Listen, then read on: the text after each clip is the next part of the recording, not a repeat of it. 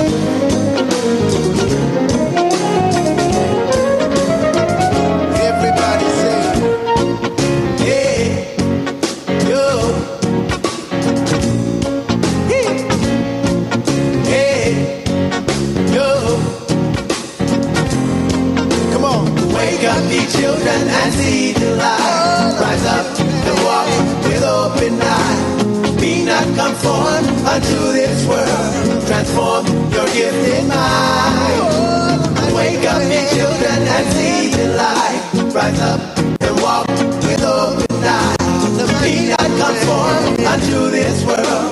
Be not deceived. see fireflies wake up.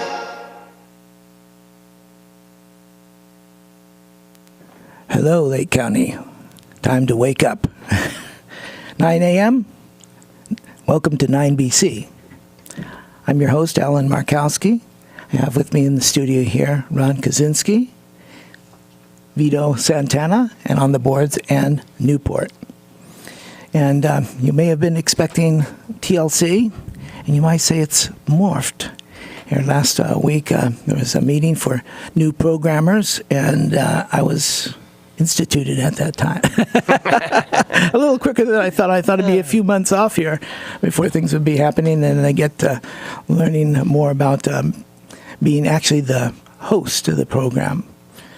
So I'm owning it here today, and I have a lot of support here. I thank the ones that are here right now, and you, the audience, for being there. If you'd like, this is a call-in show, and if you'd like, give me about 10 minutes here altogether that we can talk here about a little bit about the show. And when you do decide to call in, it's 263-3435. So here, starting off, I know some of you are wondering how did the show come into being, so I'll just give a real quick history in that, and it started probably about a month, maybe 2 months ago here, and just sharing an idea for a show with Ron and Raphael Montalou, who I'm hoping to have on the show here in the future. And the working title I had at then, because I dabble in numerology and numbers, and I thought 7. This is the year 2014. That comes to when you add all those numbers together, you come up with 7, and it deals with consciousness. There's a lot of stuff in regards to 7 that's very, very important for this year, and we'll discuss it as the week goes on. But I think probably what the show is winding up going to be called in the end here, because this thing of 9BC had a whole bunch of little changes is where it, what I say, evolved into. So from 7, just talking as a working title, I was thinking 10 BC. And this reference is like before coffee, before consciousness. So this is the program description I'd like to read here first about this program in its format. 9 BC, What Am I? That was the title, the working title that we got at the show. Probably be called 9, the 9 show at some point, I imagine. Anyway, it's a call-in, listener-driven show whose prime directive is to raise their consciousness, engage them in dialogue on and off the air, and move them to explore collective community action. The show will highlight how our diversity and unique views can come together in common solutions through recognition of generalized principles. Audience will be encouraged to share personal experiences and ideas to move us in application of the things discussed. Media used in the show, music, books, etc., will give preference to those who live in Lake County. Principles entertained will be based on thoughts or ideas by one such as Buckminster Fuller in his book Synergetics, and Adi Da of Not Two is Peace, who promote a holistic approach to solving our human problems. The words of Albert Einstein are the inspiration for the program, that no problem can be solved from the level of consciousness that created it. With the raising of the community's consciousness, we can tackle all our problems with success. And how this program would serve the community, because that was what was asked on the application. So if anybody is thinking of putting on a program on KPFZ, you're invited to do that, and there's a form that you can fill out. So here's how this program is looking at serving the community, and we certainly hope we do that. It would help them to see themselves as an organism who is greater than the sum of their parts. Their growing awareness or consciousness would move them to be more involved in their community, thus changing, in effect, the environment of their community in positive ways. As the show will be videotaped and made available through the internet, YouTube primarily, cable, Mediacom, we're going to look at playing that on Channel 8. TV, a greater segment of the community will benefit from the content of KPFZ. Dialogue will continue off the air and on the web through comments and things on YouTube. Statistics gained by YouTube, etc., will be of benefit both to KPFZ and the PEG station. And ones may want to help in producing this show, because I see it as a collective action, not just who's here in the studio right now. So you're invited also to be a part. 2, I wanted to give the definition of this number 9 here. Many of you have heard me talk on the radio about numbers before. So I just wanted to read what this pattern is that sets the theme for the show. And you listened, starting off the show was number 9 by the Beatles. And then a friend of mine who wrote that second song, Wake Up, was by Rob Reason. Maybe someday I'll get him here on the show to talk about that song and his inspiration for it. I think it very much fits in with what we're talking about here today. So here's the cosmic pattern. This is taken from the book Numerology, The Romance in Your Name. This is on page 63, and this book is also by Juno Jordan. I don't think I mentioned that. Here's the cosmic pattern that she gives in the book. The number 9 represents the beginning and the end of all human experience. It is the force of the outgoing number 1, the light and peace of the number 2, the imagination of the number 3, the form and order of the number 4, the life and progress of the number 5, the responsibility of the number 6, the intelligence and perfection of the number 7, the judgment of the number 8, the compassion and benevolence of the number 9, the circle and the 1. The number 9 represents mankind's last earthly lesson, forgiveness. The number 9 is the number 9 is the heart and harmony of God's plan. It is also the law and the principle of love that maintains, supports, and fulfills the promise of eternal life. And then it quotes from the Bible here. It doesn't cite where it comes from, but I can tell you it does come from the Bible. It says, "Wherefore I say unto you, all manner of sin and blasphemy shall be forgiven unto men, but blasphemy against the Holy Ghost shall not be forgiven unto men." Many disappointments may color the experience of the number 9. However, awakened to the music of the spheres and to the great harmony of being, it is finally redeemed out of all peoples, all religions, all creeds, and to the one self, which is in all and through all. Then life becomes a glorious experience to the number 9. All who touch its life are warmed by the divine force of compassion radiating from its heart. So if you happen to be a number 9, that is what it mentions of the cosmic pattern. Oh, we already have a caller. If they just hold off just 1 second, caller, give this definition here and share the format of our show. What I'm hoping as each week goes on that we will start off our show, there'll be a particular format. And I think since usually, I don't know about anybody else out there, but part of the idea why I came up with the 7 BC or the 10 BC beginning was because I'm not much of anything until I've had my coffee. So before coffee, I'm not responsible for what I say or do at that time. So that's part of how the working title came into being. Also, to set the topic here for today's show, and what you'll be hearing us among many other things talking about, is the number 9 here in reference to this is a campaign year. So many people are running for office. So we hear the term politician. We hear the name leader. So for your information, both of those words come to a number 9 in numerology. So you may get used to this. Anybody who's out there, if you have a pencil, I will refer to numbers from time to time, and I will use the alphabet. And as the letters of the alphabet, there's numbers for each one of them. Everything reduced down to a single digit. So here it starts with politician. Politician is the 16th letter in the alphabet. So that makes it a 7, 1 plus 6. So I'll just go real quick now with that. With politician, 7, 6, 3, 9, 2, 9, 3, 9, 1, 5. When you add all those numbers together, it's 54. 5 plus 4 is 9. Leader, L is 3. E is 5, A is 1, D is 4, 5 is the letter E, and then R is 9. That comes to 27, which reduces to a 9. That's 2 plus 7. And I will be referring on this show, many shows, of this 27 as well as these other ones and what it deals with. So we want to give attention to that. All right, so that starts, we're ready to move on into our program. We've got a caller, so let's go with the caller, and then we'll ask Ron and Vito to join in here. Go ahead, caller. You're on the air. If you're there. Okay, let's get ready then with Ron or Vito. You'd like to join in now?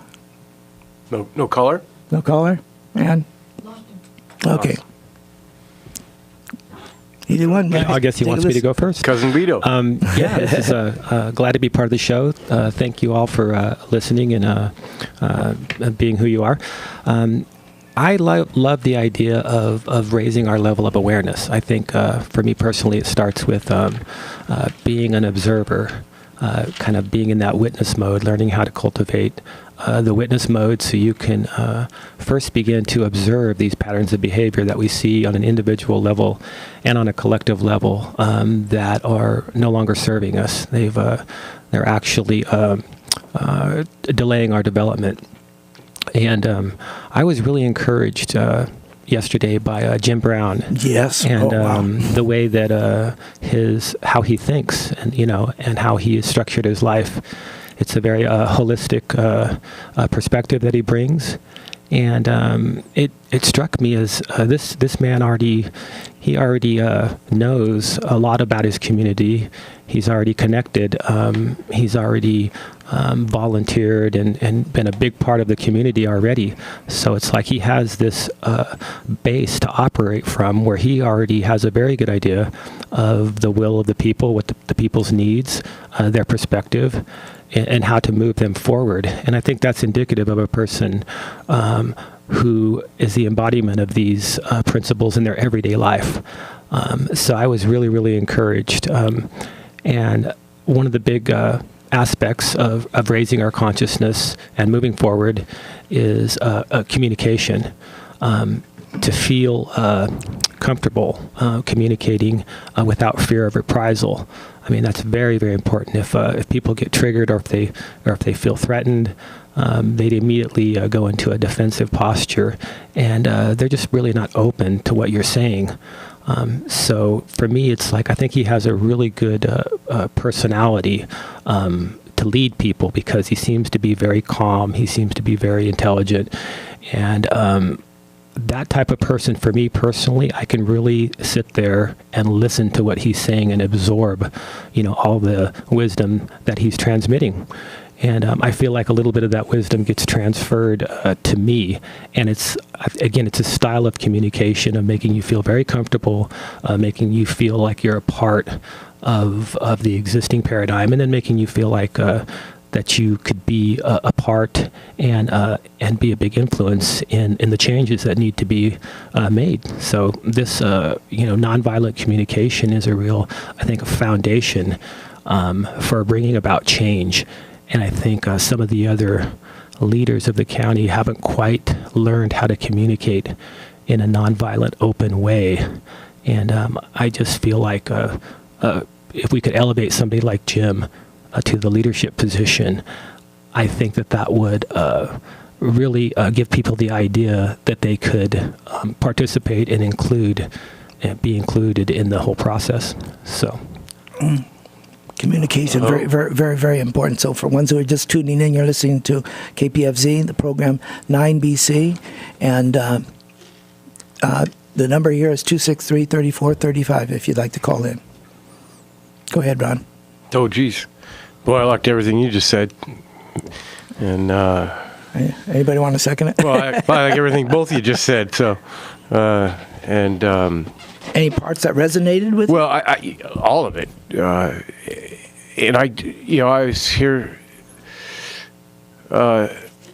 especially the statement that was just made. For me, I always try to reflect back on myself. I'm constantly having to check myself for,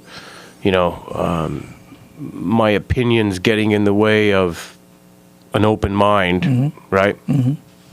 And hopefully we're all doing that, because that's a big part of this problem. Mm-hmm. I mean, we all tend to formulate opinions on where we came from, our environment, what brought us, up, and in our experiences, and sometimes that's good. That's a survival thing. But sometimes it causes us to prejudge a circumstance or people or whatever, mm-hmm. Based on that kind of experience, when we probably should really try to keep that in check, mm-hmm. In order to find these new paths that we need to find, hopefully sooner than later. And new paths, I say new paths, new to us, old to a lot of folks that came way before us, I think. Some of the things that, we're talking about, I think, like with feeding ourselves and just basic things, And they're real important. Real important. I mean, not just that you're getting food into your mouth. It's the whole process of bringing that food in from the ground. From the your own hands. Your own hands are actually touching the ground, right? I was a gardener for many years. Right. 35 years. Little things like that are hugely important for, I think, human beings to keep nothing keeps you humble like being a gardener. You know what I mean? I mean, one day you're on top of the world, next day, you just got wiped out, and half the time it's your own fault. So, yeah. Anyways, go ahead. You guys got... So, one of the things that hopefully we can discuss here, Paul, the difference between politician and a leader, and as I said, numerologically, they both have the same number. But they both have, if you know, each here's something about words and numerology, whatever heads or whatever the beginning of the word or numbers, if there are a bunch of numbers, that first one tells how it approaches things. So, I mean, how would you define, Ron, the difference between a politician and a leader? Let's think about that. Or is there difference? For me, I probably have a way different view on that than most folks. What is the difference? But just let's go. A politician, for me, is kind of a false leader. I don't know how else to put that. Okay. To me, a leader is not someone who steps up to be a leader. Okay, so to me, a leader is someone who is living a life, and people see that. And they say that's a good example, or, you know what I mean. It's kind of by example, hopefully. And if people come to you and say, we want you to speak for us, right? That would, to me, that should come from because they've seen this example. They unfortunately, what happens with what I would call the false leader or the politician is. It's all coming from a money structure. It's, have you scratched the right backs? Have you, to get enough money to be a politician, right? And so, and this is going back to about James Brown. Eagle on the end of that, okay? I wish he was using that eagle on the end more, but. Here's someone who lives the example, right? And yes, and so, and I think with Jim, it's probably I'm only saying this from knowing him as a friend. I can't say this for a fact that I know this is how it came about, but I have a feeling that with Jim, people went to him and asked him to run. It wasn't just Jim jumping out saying, I want to be a supervisor, you know what I mean? So there's a big difference there for me, personally. All right. That's the best I can do on good. that. Yeah. No, this is what I'm hoping each person will call, because remember, this show's about expansion of our thinking. So I think we have to define things ourselves, and then I'm going to share some of the numbers and things that it gives. And this can be a very, very useful tool for raising consciousness. We're looking for tools to raise consciousness. Go ahead, Vito. I think politicians manipulate language a lot. And from my point of view, I think a lot of people assume that we assign meaning to words, but I don't really think that's necessarily true. I think what we're doing is assigning meaning to an experience, and we're using words to accomplish this. And what happens is when your words don't match your experiences, then your words are meaningless. And that's, I feel like so many politicians really, their words don't match up with what they actually do, so their words become meaningless. I guess we have a caller, go ahead and take that. Go ahead, caller. I wanted to share with you guys that a leader way back when grandmas were in charge. They would watch all these little kids, growing up, and they would see one that always wanted to help the grandmas, always wanted to help mom and daddy, always wanted to help, always doing something for somebody. And these were like servants of the people. And this servant of the people became a man. And these grandmas saw him, that's our chief right there, because he serves the people. And he wasn't called no leader, and when he lived his life and he did his things to serve the people, well, in the end, I guess that's when they called him the leader or the chief or whatever. But so this leader thing is more of Jim's more a servant of the people. Yeah. Okay, Jim's going to be standing there with us alongside him, hand by hand. We're not going to be behind him. We're going to stand alongside him. And that's the way he would like that, I feel.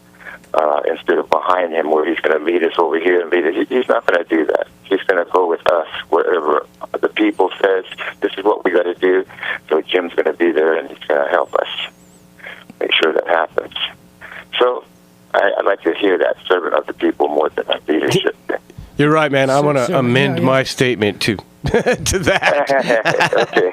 All right, guys. Good show. Thank you, Clayton. And this is where we can use the input. See, the 9 takes everybody. It has actually. Here's another definition of the 9.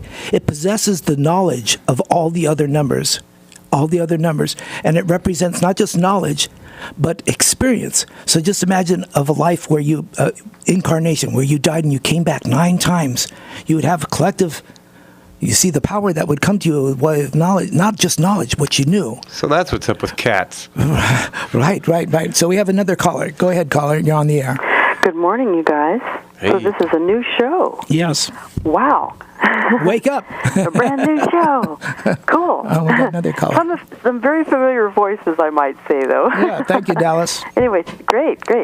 I heard you talking earlier, or actually I heard Bruno, I guess, talking earlier. Was that Bruno? About the program that he heard, or he was referring to the program that he heard on KPFZ, Vito. I believe. Yeah. What's your name? I'm sorry. Vito, I always Vito. get renamed. It's all I'm good. sorry. He does look like Bruno, by the way. Cousin Vito today. Here.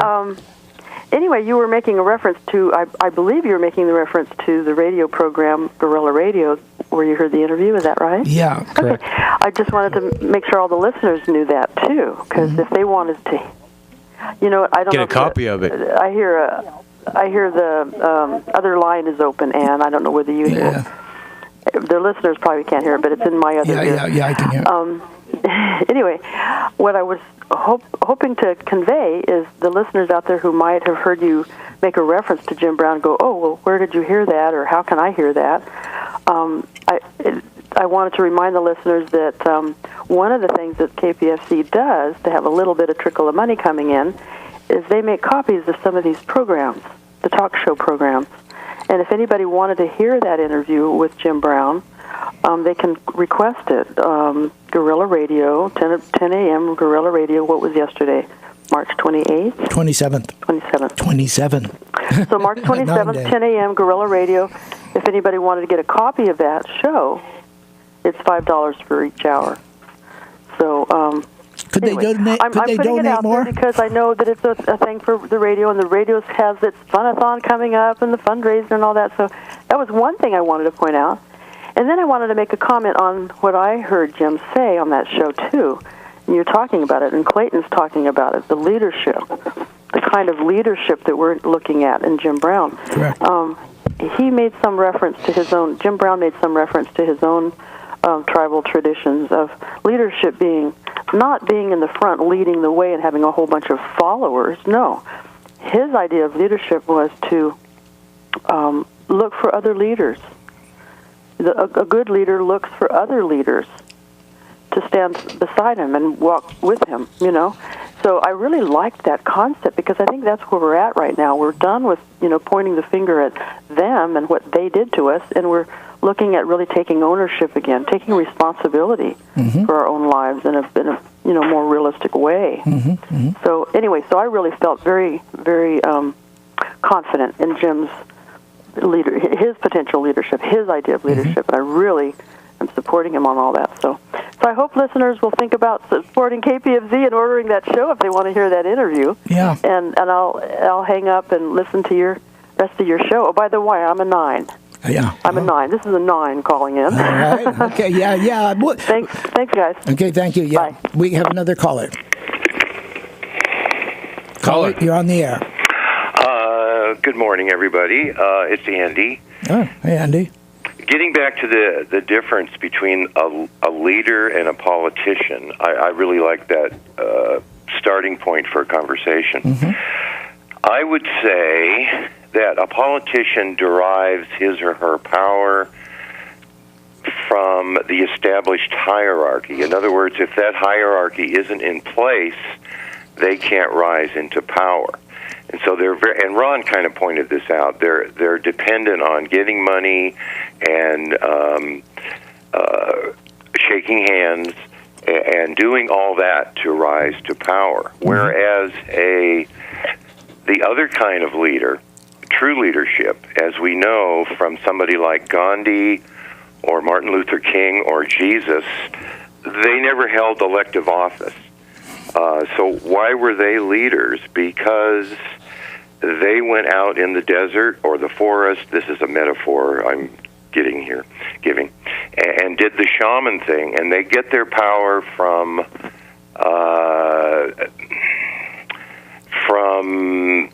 creation or knowledge. And I think Alan, you mentioned that too. They derive their power and leadership from a very different source. It's not given to them by an established group of people. They come to it through that, let's use that term knowledge, I like that. They come to it through a divine or spiritual way. And the three people I just named, Gandhi, Martin Luther King, and Jesus, that's where they got their power from. I don't like the word power, but their authority or their leadership values or their leadership skills. And I think there's a very big difference between the two, as you guys are all pointing out, that the person who derives his or her power out in the desert gets people's respect. That's how they build a grassroots following. The leader that derives his or her power from the establishment, we're being told we have to listen to them. And there's a huge difference between the two. Oh, thank you so much. For sure. Okay, guys. Thank you, Andy. We have another caller. Caller, you're on the air. Good morning. You're on the air. Good morning. Hey, Alan. Tim here. Hey, Tim. Thank you for calling. Yeah, well, I'm just in transit and only catching this briefly. And I certainly agree with what people are saying about leadership and whatnot, but I think also we should draw a distinction between leaders and representatives. What we have are representatives, but we often think of them as our leaders, but they are not our leaders. They were never intended to be our leaders. They're intended to be our followers. They are our representatives. They sometimes forget that. We sometimes forget that. But if we continue to remind them and us that they are our representatives and hold them to that standard, not as leaders, but as our representatives, Good point. we may have a better outcome. Absolutely. Thank you. Thank you so much, Tim. Hey, did you get the DVD I left for I you? did. Thank you very much. Found it on the door. Okay, thank you. Okay. For the listeners that are wondering what that DVD might be, it's Hinthel Ganula about our indigenous natives. I made 12 extra ones. I'm dropping them off at our wellness center there on Bevins to Wanda Quit, who I'm meeting with a little after the program. Also, for those calling in, I thought, a little by little, this program's going to develop I say a little bit of a format and work towards its thing of consciousness so we can move together and things. So I found one of the things, I was a former minister a number of years ago for about, 30-some years. And it was always part of the duty of an elder that I was in the congregation for many years, a ministerial servant, then became an elder in the later part of my years, is always to make everybody feel welcome, to get to know people by name. So I would encourage you, if you feel comfortable, to say who you are. I would like to meet each one of you personally out in our community at some point. I made that an effort at Channel 8 as well. So, caller, you're on the air. Hello, it's Cheryl. Hey, Cheryl. Hey, Alan, you did my numbers in front of Meals on Wheels that one day. Oh, yeah. I think I'm a 10. Me and Bo Derek. Well, you've been a 10 in my book. I don't care about Bo Derek. She'll have to stand aside. Hey, Bo's probably down to a 6 by now. But I wanted to comment on, I've had the radio off since Clayton's call, but I just want to say that it really warms my heart to hear the hope and excitement in Clayton's voice. Yes. When he speaks to James Brown. Mm-hmm. And it really is cool. I just feel like, both of their work for years maybe will pay off, and I have a really good feeling about that. Mm-hmm. I also wanted to comment about the term serving. I like that term also. I feel that, like, when you help someone, sometimes the term help, you're putting yourself one up on them, and it implies debt. Mm-hmm. That they're in debt to you. Oh, okay. So I like to always think of serving, when you help someone. I just did it. When you serve just like Jesus washing the feet of the lower people. I'm not going to wash any feet, so forget that. But anyway, pay it forward is a much better way to think about it. And that's all I wanted to say. I'll let others speak also. All right. Thank you, Cheryl. All right. Bye, Alan. Bye-bye. All right, so we have a station ID. Should we do it right now? Or we got time? Okay, we got 2 more minutes before the station ID here.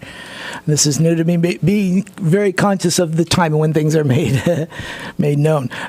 I'm writing down these different words because we're going to inspect these as time goes on. So here, our topic here, for once, is it seems we're getting more and more into the difference between a politician and a leader. To yourself, how would you describe that? If you were asked to make a definition, how would you define a politician as opposed to leader? And come from your own experience if you can. Your own experience. We don't necessarily need to use names, but from as far back as you can remember when you were young, probably you were more aware of leaders as a small child, let's say 10 years old, than a politician. And as we grew older, we became more aware of politicians. And I can remember 10 years old and the first politician I met in my classroom. And I didn't like him then. I think Tim's distinction is really important for framing this. I really like him saying representative versus leader. I think that really kind of sets up the framework in our mind to where we could, I just really like the distinction. So thanks for that. And we'll be discussing about that. I have a little quote that I've put out there for a while. Less representation and more participation. Mm-hmm. Well, and that's really where it has to go. Mm-hmm, I mean, because we're growing out of puberty. Needing representation. I've been living this for a long time. When they told me I needed a lawyer in court, right, to represent me, and it never made sense, even when I was a kid. Yeah. And so I just never did that. I always represented or spoke for myself. Yeah. But that really needs to become the trend, I think. And I think if we can all feel like that we count, we might be more inclined to participate. But what happens is, even if, usually there's something going on and you either have a choice to be involved in that thing or this other thing, like 2 things maybe, or no choice at all. I mean, you know what I mean? It's not really you that people, they don't feel like they count right now, I feel. And I think we can, and if we were living in LA, you'd have a way more opportunity to justify that statement. But here in this small community, I think we have a big opportunity to count, each and every one of us. I think you're right. Okay, so do I make that? Or you're reminding me to do that, Ann? Oh, I'm sorry. Okay, so I give it right now. Is that okay? I see station ID in 2 minutes, but you're holding it up a couple minutes ago, Ann. So do I announce it? Okay. Announce it, man. Go for it. Okay, this is KPFZ. You're listening to KPFZ 88.1 FM. And we're broadcasting from all around the lake. I see somebody taking away our donuts. We got too much sugar. So I got that, Dad? Okay, I got it there. You're listening to the show 9BC. And we started at 9 a.m. If you'd like to call in, the number here is 263-3435. We're discussing here the difference between a politician and a leader and anything that deals around that subject, because here around the lake, we have all sorts of things happening this year. Lots of people running for office, lots of things dealing with our governance of ourselves. Important year, by the way. So, with that, anybody? Yeah, I just wanted to bring something up about what Jim was saying yesterday on Conrad's show, and then again what Clayton was talking about, and that's the importance of including women in the decision-making process and matriarchal societies. I have a book called Societies of Peace: Matriarchies, Past, Present, and Future. And it's a compilation of the wisdom that was presented at the 2 world conferences on world congresses, I guess it is, on matriarchal studies. And what struck me about the book was the value system of patriarchy versus the value system of matriarchal societies. And I started looking at those values and realized that a lot of the values in the patriarchal system actually delays development. And a lot of the values that you see in the matriarchal societies create the conditions under which real development can unfold, genuine development can unfold within the framework of the matriarchal societies. And it just struck me how unbalanced our society is, and how that's a reflection of the unbalanced priorities that we have based on these patriarchal values, and accentuating the patriarchal values and playing down the matriarchal values. So basically what we have is a situation where, as collectively, we're really developmentally delayed because we are in protection mode way too long. Organisms have 2 basic modes: protection and growth and repair. And growth and repair means development and healing. So we cannot develop and heal individually or collectively when we spend too much of our time in protection mode. And I think this is really a key for the politicians, how they've stayed in power, but also how they've kept us developmentally delayed, because they always keep us in fear, and that produces a change in the body that is just not conducive to development and healing. And so as a culture, we're really developmentally delayed. And basically, I came to that conclusion from my own personal experiences and observing my own personal behavior. So this is not something, that I say about society.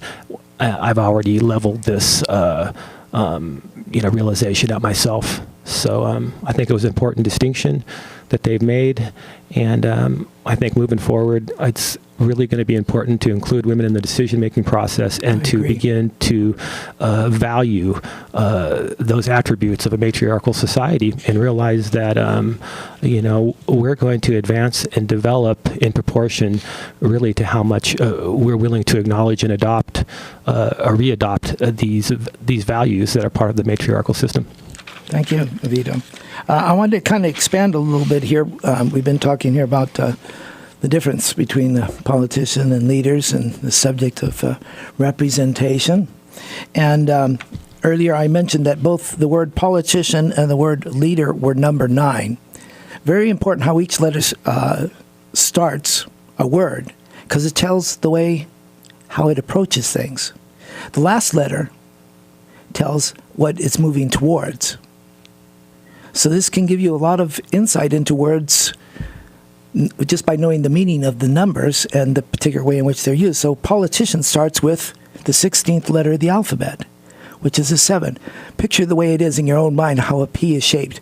Always think capital letters when you're working with numerology, expanding your consciousness. You had a point you wanted to say? Oh, I was just going to make sure that, because I'm Yeah, and I'll pretty dumb a lot of the times, and when you say the 16th letter of the alphabet, and you say it's a 7, I just want to make sure people know that's because you add the 6 and the 1. Right. P so is the 16th letter in the English alphabet, and so then you bring it down to a single digit. If you look at it, it's all enclosed, so it's mostly in the head. So if you look at it like on a piece of paper, lines, so you get your capitals and your lowercase ones, so you have them properly. Just think that way with that little dotted line in between it. Okay, that circle is up in the air. It's mostly in its head. So just picture that. And the last letter, a politician, is an N. which is a 5. It's the 14th letter of the alphabet, and it comes down to a 5. 5 is one of curiosity. It's one about change and facilitating things. So that's just real simplistic right there. So we have, it's a head before it opens up its mouth, because it's very thoughtful about what it says. Very, very careful. So it's unlike this, the G is the 7th letter of the alphabet. So the difference between G and P, they're both 7s. G is the 7th letter of the alphabet. P is the 16th letter. So both of them come to a 7, but the G's open. And you see the way in which it's shaped more. It's more apt to let things come out of things, but it comes out and speaks very, very quickly. But that's not so with a P. And you kind of see that in politicians, very, very careful about what they say. And the thing is, they're wanting to create change, facilitate change. But now the leader, on the other hand, the 3rd letter of the alphabet is a C. The 12th letter of the alphabet is L. So leader starts with an L. It is 1 and 2. And it is in the 2nd column. It's in the tens columns. So if it is a leader, it is one who moves forward when we think of number 1, but it's right alongside a 2. So there's a partnership. So it is more, it sees groups, and it wants to bring them together. You might picture it as a father and a mother, but the child is the one in between. It's the most important one in the relationship. It is the one that has control. It knows that this is my mother and this is my father. It never forgets. And you look at the capital L and how it's shaped. It's like a foot. It's to move forward. Picture that big giant L, and how it starts up at the top and then comes down to the ground and then moves in direction forward. It's one of assistance is the 3. So it deals with this, and it deals with freedom of expression. So it expresses. A real leader, I think we come to see, is it sees just different parties and wants to bring them together, wants to lift them up. I mean, think of the words L, lift, lower, languish. The letters themselves, the patterns of these things help to see things in the universe in a different way. So with that, they're both 9s that they come to, but they are working in different conclusions. Well, leader, let me finish this point, Ron. Where politician ends in 5, leader ends in R. The first letter, it's a 9. It's a 9 letter. The first one is I. So when you say I, it's a number 9. R is the next time it comes up. It's the 18th letter of the alphabet, and it is a self working along as above, so below. It wants to bring things together, too, in a different way. But this one is altruistic. So it starts off with wanting to lift and help and assist. And communication is part of what it has. And then it also is altruistic in what it's aiming towards. Not just a change. You see how politicians, in my mind, it says they want a guy to move people's thoughts and control groups of people. That isn't true of the leader. This R denotes a different one. 9 looks back on the other numbers, too, if you picture the way it is. It wants to assist. It's already had its turn to be number 1. It wants to assist. You're listening to KPFZ. And the number here at the station, this is live call-in, is 263-3435. Ron, you had a comment? Oh, just that, to me, it's all, what's that word, obligato? It's like this one giant symphony, and everybody's a little part in that, but we don't really engage that right now in the way our government's structured and things like that. We just kind of block out all the music except for a couple of notes, right? And that's the thing. It just made me think, while you're describing that, without the letters that weren't even in, like, either one of those words, you couldn't even come to the formulation of what you are for those words. So the Q would also have to exist and be something, you know what I mean? So it's all just this symphony, hopefully working together. Yeah, some of I admit that some of the number stuff is just it's a little bit abstract for me. I'm starting to bit by bit maybe understanding a little bit more, but language is definitely something that resonates with me. And if you take illness, the only difference between illness and wellness is you take the I and you replace it with we. And you go from illness to wellness. So sometimes, little things like that make me go, oh, okay. You're isolated. You're connected. So, I think there is little clues within our language. I'm not sure how it got there, but little clues to guide us. One thing to remember is the conscious mind has very little processing power. It's been established now that 40 neural impulses a second, or 5 to 7 items, is all that the conscious mind can hold in its awareness. So when we're communicating with people, we have to understand the limited processing power of the conscious mind. We have to understand that language and abstract concepts are largely metaphorical, and we have to communicate in a way that we have to basically use the metaphors that people are familiar with, and if we communicate in a way that is slow enough for people to process, we have a lot better opportunity to convey what it is we're trying to communicate. And if we get too abstract, if we use language that people are unfamiliar with, if we use metaphors that people don't have access to, because it's people's people get the metaphors that they use from their daily experiences. So if we can remember that, I think we have a lot better chance of transmitting what it is that we're trying to communicate to people. All right, thank you, Vito. We have a caller. Okay. Go. Yeah, go ahead, caller. You're on the air. Hi, thank you. Thank you for taking my call. I enjoy your show. Thank you, Gail. I was just wondering, Ron mentioned government, and if you could do that. I know govern is gubernary or gubnat, meaning control, and ment is mind. Mm-hmm. So I thought that would be interesting to do. You bet. Yeah, thank you. Great show. Thank you. Thanks. Bye.